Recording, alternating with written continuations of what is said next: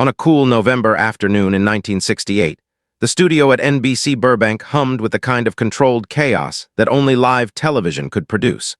A place where cables coiled like quiet snakes across the floor, stage lights glowed with a heat that never truly faded, and the air itself seemed to vibrate with anticipation.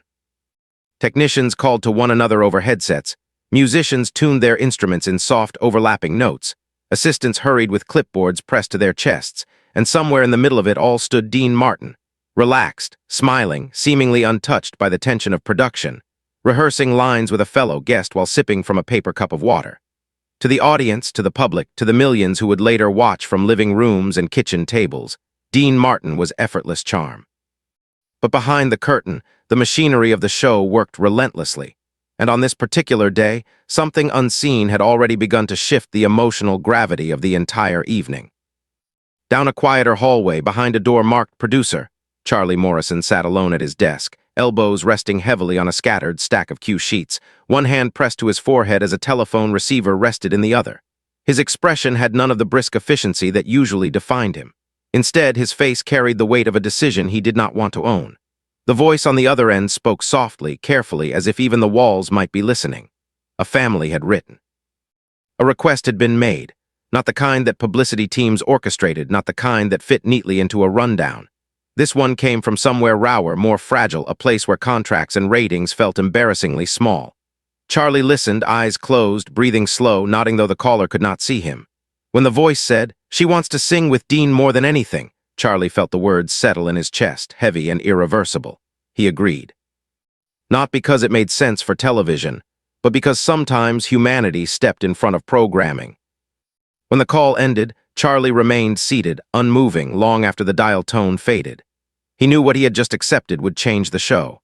He also knew it might change the man at the center of it.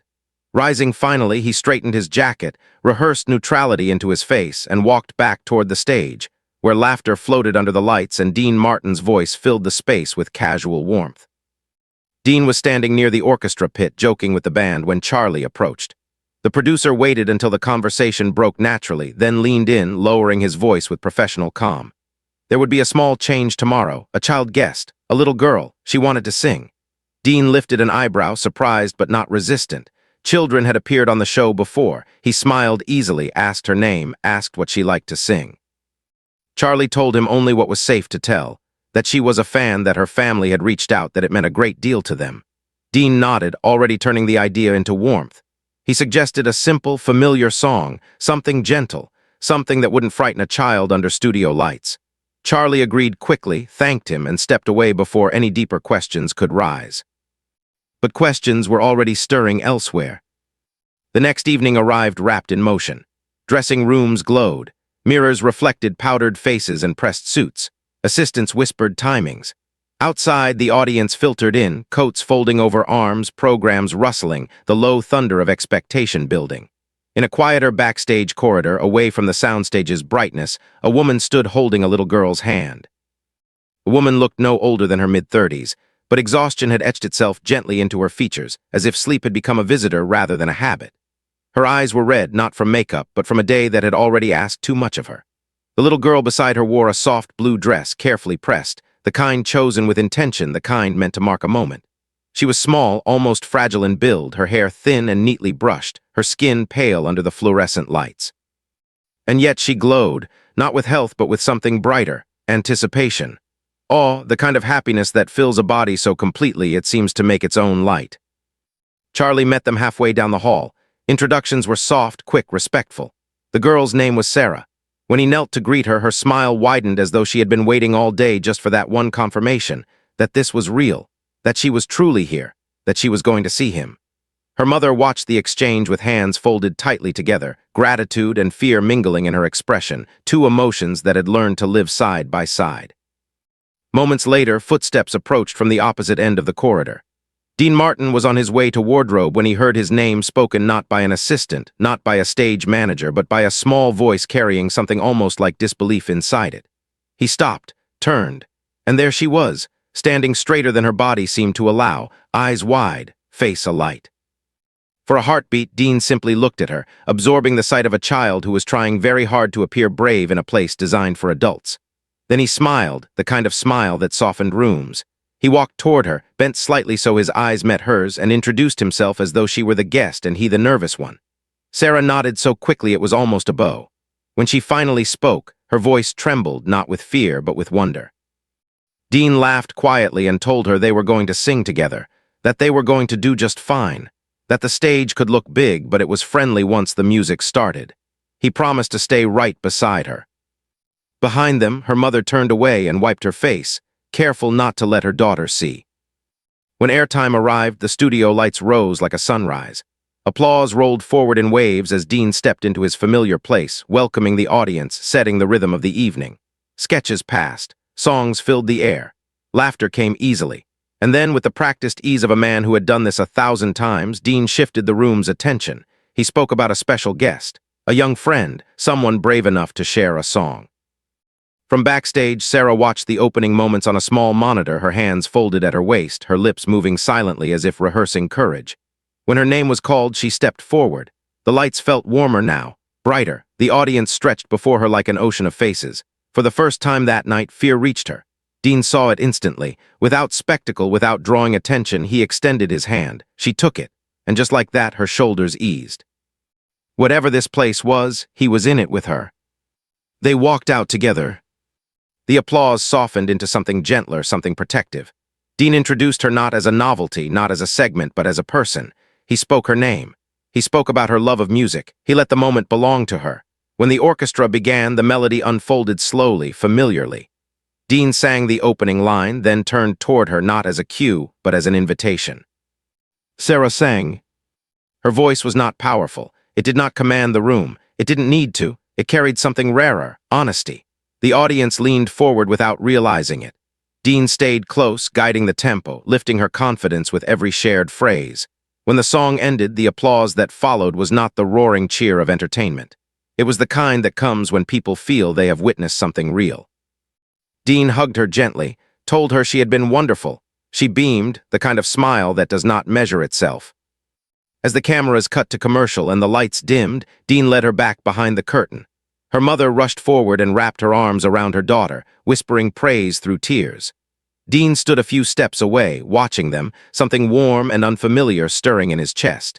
He turned when Charlie touched his arm. They walked down the corridor, away from the noise, away from the lights. Charlie did not speak at first. He stopped beside a blank stretch of wall, stared at the floor, then finally lifted his eyes to Dean's face. His voice, when it came, was quiet, careful. He told him the truth. Dean's smile did not fade, it vanished. The words did not land all at once. They arrived slowly, each one opening a space where something had once been solid, very sick. Doctors, time, not much. Dean leaned back against the wall as if the floor itself had shifted. His hands rose to his face without instruction. The hallway felt narrower now, louder, as though the building itself had inhaled. Charlie finished, apologized, explained why he had been asked not to tell, why the family wanted this moment to be simple, why Sarah believed tonight was only joy. Dean did not answer. He stared down the corridor toward backstage, toward the place where laughter had just lived. And then he walked. Not hurried, not slow, focused. He stopped just inside the doorway and saw her again, sitting on a stool, swinging her feet slightly, laughing at something her mother had said. A child, a little girl in a blue dress who had just sung on television and believed the world had opened because of it. Dean stood there longer than anyone noticed. And something inside him broke open. Not loudly, not dramatically, but completely. Dean stood in the narrow space just beyond the backstage doorway longer than anyone realized, his body unmoving, his eyes fixed on the small figure in the blue dress who swung her legs lightly from a stool, as if she were waiting for a school recital rather than resting in the shadows of a national broadcast. The laughter between Sarah and her mother drifted gently through the room, soft and fragile, and each sound seemed to strike something deep inside him, something he had learned to protect through decades of performance and applause. He had spent most of his life learning how to make moments feel light, how to turn emotion into entertainment, how to let sadness become something beautiful without ever letting it touch too close to the bone. But this was different. This was not a song, not a sketch, not a show. This was a child who had walked onto a stage with him and trusted him without knowing anything about the weight that followed her like a shadow. And in that instant, Dean felt the sharp, undeniable knowledge that he could not simply walk back into the light and pretend this moment was finished. When he finally stepped forward, Sarah noticed him immediately. Her face brightened again, as though seeing him had become a second kind of applause. She slid off the stool and took a small step toward him, still holding the edge of her dress between her fingers. Dean lowered himself in front of her, not for the cameras, not for the crew, but because standing felt wrong in front of something this delicate. He told her she had been incredible, that she had sung with more heart than many people twice her age, and she listened with the serious attention of someone who valued every word. Behind her, her mother watched, already knowing that something in him had changed, though she could not yet name what it was. The stage manager's voice suddenly cut through the softness of the room, calling out time warnings, reminding everyone that the show would return from commercial in moments. The machinery of television resumed its rhythm. Guests were being cued. Assistants were moving. The world of production was pulling the evening back into its structure. Charlie appeared again, his face tight, whispering about the rundown, about the next scheduled segment, about timing. Dean listened, but only enough to recognize that the show was about to move on without her, that this child would be gently escorted out of the narrative, folded back into anonymity as if the moment had completed its purpose. He felt something resist inside him, something steady and unexpectedly firm. He turned back to Sarah and asked her if she liked another song of his. Her eyes widened. Of course she did. He asked her which one. She hesitated, then named it quietly, almost shyly, as if she were afraid the wish itself might be too much. Dean smiled, but it was not the television smile. It was slower, thoughtful. He told her he would like to sing it with her. Again, right now.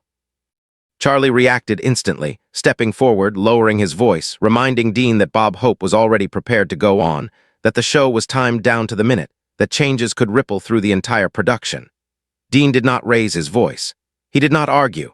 He simply looked at Charlie, and something in his expression made the producer stop speaking. After years of knowing the rhythms of Dean Martin, Charlie recognized the rare moments when charm stepped aside for something immovable. Dean placed a gentle hand at the small of Sarah's back and began walking toward the stage entrance. Charlie stood still, watching them go, knowing that whatever was about to happen was no longer his to manage. The studio was already alive again when Dean and Sarah reemerged. The applause rose out of habit at first, then softened into confusion as the audience realized this was not what they had expected to see. Dean waited for the sound to settle before speaking. His voice, when it came, was different from the one he used for introductions. It was quieter, closer. He told them that Sarah was very special. That sometimes, when something special happens, you don't move past it too quickly. He said he wanted to share one more song with her, not because it was planned, but because it felt right. The orchestra conductor looked up, uncertain, then read Dean's lips as he named the song. There was a pause, a brief adjustment, and then the first notes filled the air, slower than before, carrying something heavier, something that did not seek applause. Dean sang the opening lines not out into the audience, but down toward Sarah, his body angled protectively toward her, as though the song itself were meant to shelter. His voice, still smooth, carried a break in it now, a faint roughness that had nothing to do with technique. When he lowered the microphone for her, Sarah sang softly, her words careful, her tone fragile but true. She did not project. She did not perform. She simply sang, and the studio seemed to lean inward, as if sound itself were being handled gently. Cameras moved almost without instruction, drawn to her face, to the small seriousness with which she held each lyric, to the way she looked up at Dean not as a star but as someone safe. In homes across the country, viewers felt the shift without understanding it, the subtle movement from entertainment to something nearer to witness. The song did not swell. It did not end with a flourish. It finished quietly, like a thought one is not ready to release. For a breath, the studio was silent. Not the silence of shock, but the kind that comes when clapping feels too small. Dean did not bow. He did not gesture. He bent and lifted Sarah into his arms, holding her close, resting his cheek briefly against her hair. He whispered something only she could hear. She wrapped her arms around his neck, and for a moment he closed his eyes, standing still under the lights while millions watched something they could not fully name. When the cameras finally cut away again, Dean did not set her down immediately. He carried her a few steps back toward the curtain before lowering her carefully into her mother's waiting arms. Her mother's composure broke then, gratitude and grief flowing together as she held her child. Dean stood nearby, unable to move, his hands hanging at his sides as though he had given something away he had not known he carried. The rest of the show continued because shows always do. Another guest went on. Another segment filled the time. The audience applauded again when cued, but something had already been sealed into the night. Dean completed the broadcast with professionalism, with smiles, with closing words he had spoken many times before. And yet, when the credits rolled and the studio lights softened, he did not join the usual gathering of congratulations and chatter. He remained near the edge of the stage, watching the crew dismantle what had briefly been a place of meaning. He found Sarah again near the exit corridor. Her mother was helping her into a coat, moving carefully, tenderly, as if even the air might bruise her. Dean approached quietly and asked if he might speak to her mother. They stepped aside. He asked for a phone number. He said he would like to call Sarah sometimes. No schedule, no promises, just calls. Her mother's hand trembled as she wrote it down. She thanked him, but he shook his head gently. He told her that he was the one who was grateful. Before they left, he knelt once more in front of Sarah. He told her he would talk to her soon, that he wanted to hear about her school, her singing, her days. She smiled and told him she would be waiting. He hugged her again, carefully, then watched as she walked down the corridor, her small hand held tightly in her mother's. When they were gone, Dean did not return to his dressing room. He remained standing in the hallway where laughter and music had passed only an hour earlier, the space now quiet, stripped of its purpose. Charlie approached, apologizing, explaining again, trying to shape the night into something manageable. Dean listened, then asked one simple question. Why had he not been told? Charlie answered honestly, speaking about fear, about protecting the tone of the moment, about not wanting pity to touch it. Dean nodded slowly. Then he said something Charlie did not expect. He said that knowing would not have changed his kindness, but it would have changed his gratitude. That night, alone behind a closed door, Dean Martin cried without performance, without witness, without a microphone. He cried for a little girl who had stood under lights and sung like the world was wide and waiting. He cried because he understood that something had been given to him that could never be repaid. And he cried because he knew, with a certainty that had never visited him before, that this would not end when the stage emptied. It had only begun. The first call came 3 days after the show, early in the morning, before Dean had fully re-entered the rhythm of rehearsals, meetings, and quiet hotel hallways that had defined so much of his life. He sat alone at a small table near a window, watching the pale California light stretch slowly across the city, when he finally lifted the receiver and dialed the number written in careful ink on a folded scrap of paper. For a moment, the ringing felt louder than it should have. When a woman answered, her voice cautious at first, he introduced himself not as a star but simply as Dean, and when she passed the phone to her daughter, the sound that followed, small, startled laughter bursting into disbelief, caught him so unexpectedly that he had to steady himself in his chair. Sarah spoke quickly, as though afraid the moment might disappear if she did not fill it, telling him that her classmates had seen the show, that her teacher had clapped, that someone had called her brave, and Dean listened with the kind of attention he had once reserved only for melodies, allowing each detail to settle, realizing how little it took to make a world feel large when someone believed it belonged to them. From that morning on, the calls became part of his week, then part of his days, until they slipped quietly into the spaces between obligations, reshaping time without announcing themselves.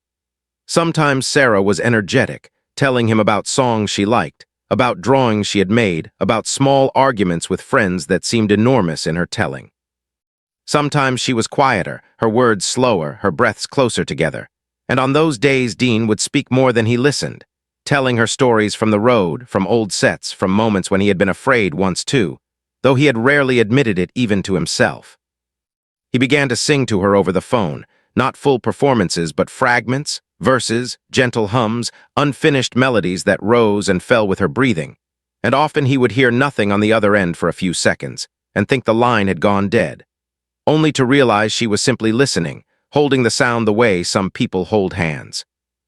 December arrived with its decorations and its insistence on cheer, and the world around Dean glowed with rehearsed celebration, but his attention was increasingly drawn elsewhere, to a small voice that seemed to grow lighter even as it grew weaker. Sarah's mother spoke to him sometimes now, too, her tone careful, grateful, honest, telling him when Sarah was at school and when she was not, when she had energy, and when she slept most of the day, and Dean found himself planning his own schedule not around shows, but around windows of strength. He learned which mornings were better, which afternoons left her tired, which days she wanted to talk about music, and which days she wanted him simply to stay on the line while she rested, the quiet between them becoming its own kind of conversation. With each week, he noticed changes in himself that no review or applause had ever brought. He listened differently now, not for reaction but for meaning. He sang differently, not to impress but to connect. In rehearsal rooms, when orchestras swelled too loudly, he would lift a hand and ask them to soften, explaining without explanation that sometimes a song was meant to sit beside someone, not stand over them. Musicians, accustomed to his easy authority, followed his lead, though few understood what had shifted. And when children appeared on his show or at events, he no longer greeted them with the light novelty of celebrity but with the gravity of presence, kneeling, meeting their eyes, asking real questions, hearing real answers, as if each one carried something unrepeatable that he had once nearly missed. By early January, Sarah's voice had changed. It was still hers, still bright in tone, but it tired more quickly now, as though each sentence cost something she could not spare. Sometimes her mother would answer and explain that Sarah could not speak much that day, and Dean would tell her to place the phone near the bed anyway. He would talk, he would sing. He would recount the smallest things, the way the sky had looked outside his window, the way a piano had sounded when struck too gently, the way applause always reminded him of rain. And on the other end, though no words returned, he could sense her listening, and he believed with a certainty that surprised him that listening was enough. One evening, after a long day of rehearsals, he found himself alone in a studio, the lights mostly off, the piano lid open in the dim. He sat there longer than necessary, letting his fingers move without purpose, searching for something he could not name. He realized then that he was no longer singing only to audiences, or even to Sarah, but to the understanding she had given him, the recognition that sound could be an offering rather than a display. He played until the building emptied, until only the echo of the last note remained, and when he finally stood, he felt a strange mixture of exhaustion and clarity, as though the years of his career had been prologue to a lesson taught by a child. Later that week, Sarah was admitted to the hospital. The call came in the afternoon. Her mother's voice was steady but carried an undercurrent that required no interpretation. Dean sat down as she spoke, the receiver heavy in his hand. He asked if Sarah could hear. She said yes, though she was sleeping more. He began calling every day after that. Sometimes Sarah spoke. Sometimes she did not. When she did, her words were shorter now, but her delight at hearing him never dimmed. She asked him once if he remembered the song they had sung. He said he remembered every note. She said she liked thinking about it when she closed her eyes. He told her that when he sang now, he always thought of her. On the last call they shared, she was very quiet. Her mother held the phone near her face. Dean spoke gently, telling her about a melody he had been working on, about how he imagined her voice fitting perfectly into it. He told her she was brave, though he had learned that bravery did not always look like standing tall, that sometimes it looked like resting and trusting someone else to carry the sound. There was a pause, and then, faint but unmistakable, her voice reached him. She said his name. She said she liked when he sang to her. She said she loved him. Dean closed his eyes. He told her he loved her too. He told her she mattered. He told her she always would. When the call ended, he remained seated for a long time, the room quiet around him, aware in a way he had never been before of how much of life was held in moments people believed were small. The news came 2 days later, early, before the sun had fully risen. He listened without interruption. When the words were finished, he thanked her mother not as a courtesy but as a truth. After he hung up, he did not move immediately. He sat, hands folded loosely, breathing slow, as though he were listening still. Later, when the day had unfolded and obligations waited, he dressed without assistance and went out into the light, carrying something that could not be seen but would never leave him. Because Sarah had not only sung with him, she had given him back his hearing. The day of the service arrived without spectacle, without crowds, without the machinery of celebrity that so often followed Dean Martin wherever he went, and perhaps that was what made it feel heavier than any theater he had ever entered. He did not inform publicists. He did not ask for arrangements. He put on a dark coat, chose a tie he had worn only a few times before, and arrived early, taking a seat near the back where he could see the small gathering without being seen himself. The room was modest, filled with muted colors and the gentle sounds of people who had known one another long before they ever imagined standing together like this. There were no cameras, no microphones, no applause waiting in the wings. Only a photograph near the front of a little girl in a blue dress, smiling in a way that suggested a moment, not an ending. Dean listened as words were spoken, as memories were shared softly, as gratitude and grief moved through the room like the same emotion wearing different faces. He watched Sarah's mother hold her hands together in her lap, watched the way she lifted her chin when she spoke of her daughter's laughter, of her love for music, of how much that night on television had meant to her. No one mentioned his name. He was not there as a star. He was there as someone who had been allowed close. When it was over and people began to rise, he remained seated, giving the room time to empty, as if he were unwilling to disturb the quiet that had finally settled. When he did stand, he moved forward alone. He did not speak to anyone.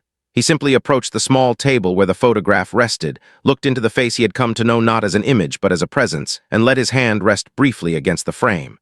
There were no words that fit, and so he did not force any. Outside, the air was cool and clear. He followed the path to the place where flowers had already been laid, knelt with a care that surprised him, and added his own. He stayed there longer than anyone expected, long enough for the sounds of the gathering to fade, long enough for the world to resume somewhere beyond the trees, long enough to understand that the weight in his chest was not something to be resolved, but something to be carried. After that day, those closest to him noticed changes they could not quite explain. He was still warm, still charming, still capable of lighting up a room with ease, but there was a steadiness now beneath the ease, a gravity that softened his humor and deepened his silences. He lingered longer after shows.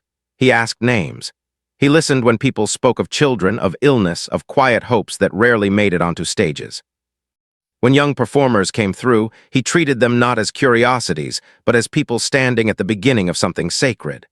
And when children were brought to meet him, he knelt more often than he stood, meeting their eyes, letting conversations unfold without rushing them toward delight. Music itself shifted in his hands. Songs he had sung for years carried different weight now, as though certain words had waited decades to be understood. He began choosing arrangements that left space, that allowed breath and softness to exist beside melody. He spoke less during performances. He let moments stretch. Those who watched him carefully realized that he was no longer trying to fill rooms. He was trying to meet them. There were evenings when he would sit alone at a piano long after rehearsals ended, playing quietly, not working toward a performance but toward a memory, letting certain chords return again and again until they seemed to answer something inside him. Sometimes he imagined Sarah sitting nearby, swinging her feet, listening the way she used to on the phone. He never told anyone this. He did not need to. The influence was there in every softened note, in every decision to slow rather than impress, in every instinct to protect the gentler parts of a moment. Years later, when asked in interviews about performances that had stayed with him, he rarely named the biggest crowds or the grandest venues. He spoke instead of moments when music had stepped outside entertainment and become connection. He spoke about how a song could sit beside someone rather than stand above them. He spoke of how brief encounters could leave permanent marks. He never gave details. He never told the story as a story. But those who listened closely could hear, in the way his voice slowed and his eyes shifted, that he was speaking of something that had reordered him. What Sarah had given him was not a lesson about loss. He had known loss. What she had given him was permission to value presence over performance, to understand that the smallest audience could hold the greatest meaning, that the worth of a moment was not measured by how many witnessed it, but by how deeply it was lived. She had not extended his career. She had deepened his life. So, long after the cameras had moved on, long after the applause of that November night had dissolved into memory, something remained. In the way he reached for quiet, in the way he stayed when he could have left, in the way he sang as though each song might be someone's first or someone's last. Sarah had stood beside him once beneath studio lights and sung a few gentle lines, but what she left him with was far larger than a duet. She left him with a changed understanding of why voices exist at all. Because in the end, it was never about the stage. It was never about the show. It was about one child who sang without fear, one man who listened without defense, and a moment that refused to pass once it had been truly seen. And that was the song that stayed,